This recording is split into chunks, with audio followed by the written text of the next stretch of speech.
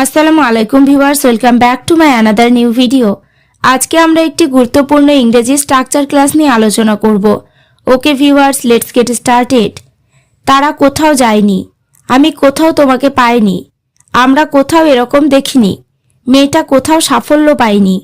আমরা দৈনন্দিন জীবনে এই ধরনের বাক্যগুলি ব্যবহার করে থাকি। স্ট্রাকচার ব্যবহার করে কিভাবে বাক্যগুলিকে বলবো সেটি দেখে নিই। স্ট্রাকচারটি হলো nowhere plus subject plus V2 plus object. কোথাও না অর্থে স্ট্রাকচারটি ব্যবহার করব। এবার আমরা কয়েকটি এক্সাম্পল দেখে নেব। তারা কোথাও যায়নি, নো হায়ার দে ওয়েন্ট। এখানে নো হায়ার মানে কোথাও না, দে মানে তারা, ওয়েন্ট মানে গিয়েছিল। নো হায়ার দে ওয়েন্ট মানে তারা কোথাও যায়নি। নেক্সট, আমি কোথাও তোমাকে পাইনি, nowhere I got you. এখানে আই মানে আমি সাবজেক্ট, গট মানে পেয়েছিলাম ভার্বের দ্বিতীয় রূপ, ইউ মানে তোমাকে object. Nowhere I got you মানে আমি কোথাও তোমাকে পাইনি। পরেরটা, আমরা কোথাও এরকম দেখিনি, nowhere we saw like this.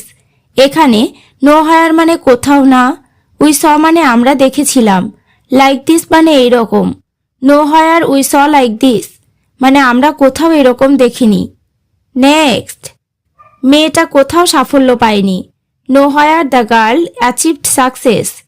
এখানে নো হায়ার মানে কোথাও না, অ্যাচিভ মানে অর্জন করা, সাকসেস মানে সাফল্য।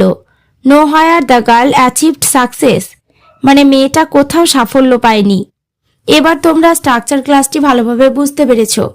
তাহলে আমরা তাকে কোথাও খুঁজে পাইনি, বাসটি কোথাও দাঁড়ায়নি। বাক্যগুলি ইংরেজিতে কি হবে কমেন্ট করে জানিও।